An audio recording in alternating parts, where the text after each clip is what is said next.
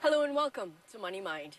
If you're finding it hard to get a good property deal in Singapore because of escalating prices, well, you might want to consider investing elsewhere. For some property investors, it's the neighboring city of Kuala Lumpur that's caught their attention. Money Mind's Alan Lukajaya finds out why.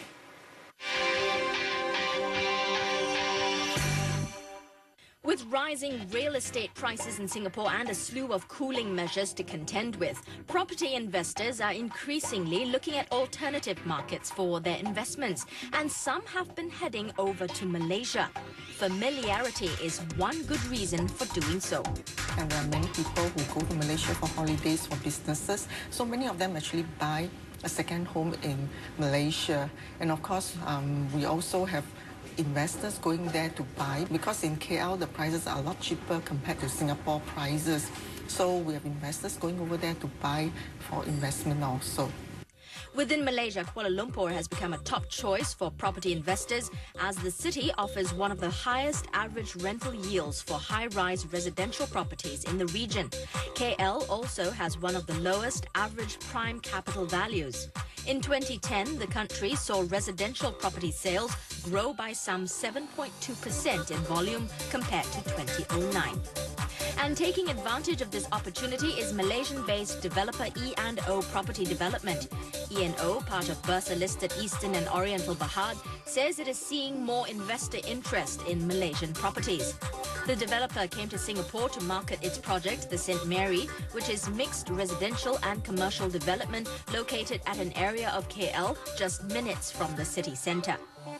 At the end of the day, the value proposition in Malaysia is still there in terms of price per square foot. It's actually worthwhile to put some money in KL because it's relatively cheap. Quality is good. And Chan says the sales feedback has been quite positive from foreign investors and local buyers alike. Today's sale have indicated for every 2 units that we sold to Malaysia, there's a 1 unit purchased by a foreigner. Reason being is it's very central and they know the location well. We have about 13 nationalities today that bought the project. Number one still Singapore, from Singapore, then second followed by Hong Kong.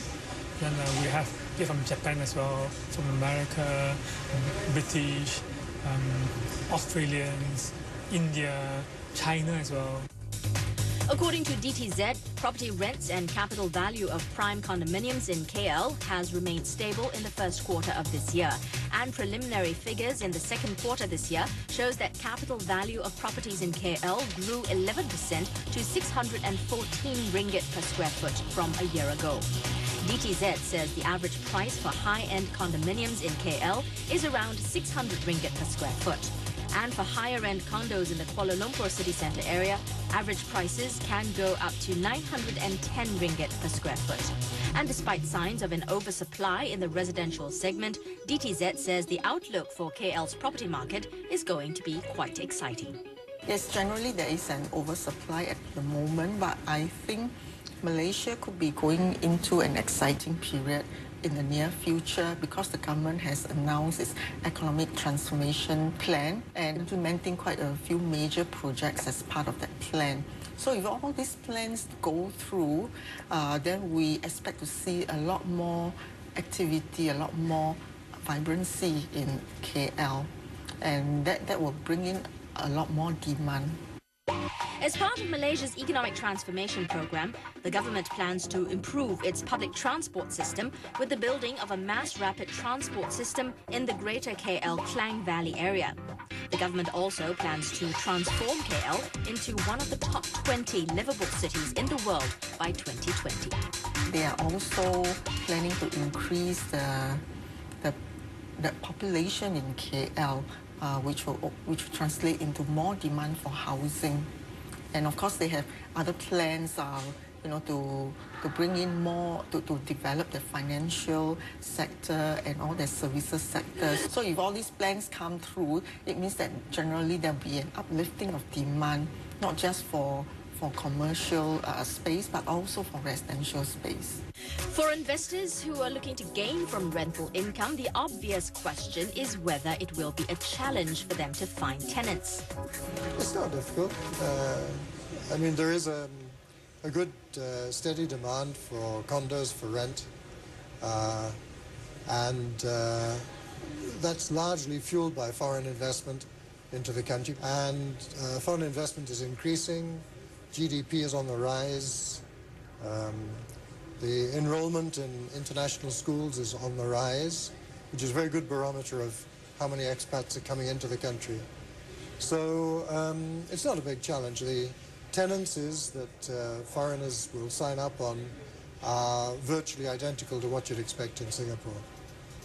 DTZ says the average rental rates are typically at between 350 and 5 ringgit per square foot per month. But for higher-end condos, average rentals range between 450 and 6 ringgit per square foot per month. So which areas in KL are seeing the greatest investor interest? Most investors are buying high-end condominiums in Kuala Lumpur's city centre, better known as KLCC, Bangsa and Mon Kiara area. Foreigners tend to go for KLCC area. It's where they know all the landmarks are there, the Twin Towers and so forth. And it is also probably a fundamentally stronger market. So Mon Kiara is, although it's a good place to live, it's going to remain quite a soft rental market in the near future. CBRE says the country's property market had remained resilient throughout the 2008 global financial crisis, and the average value of condos in the KLCC area has stabilized since 2009. Going forward, the outlook for Malaysia's residential segment remains positive. Now, prices have been stable in KLCC, as I said, for the last 2 years. Increased supply has kept them suppressed. But underlying all that is the fact that land and construction costs are both going up and good sites are getting hard to find. So I think you'll find that over the next 3 or 4 years, the market will be on the uptick again. And there you should see, it's not going to be a staggering sort of yo-yo type of behavior, but you should see over the next 10 years a steady 4 or 5% appreciation in value, maybe more if we see some higher inflation rates. For foreign investors looking at Malaysia properties, one key condition for purchase is that the property has to be over 500,000 ringgit in value, and there are some other things they need to keep in mind as well. When you're buying, of course, as a foreigner, and you may have less local knowledge than a Malaysian, you are probably better off buying from an established developer with a track record. And the thing to watch for, apart from location, the thing that you've got to be very careful about and ask as many questions as you like is end management. Because the value, particularly of a condominium, will hinge largely on how well it is managed after completion.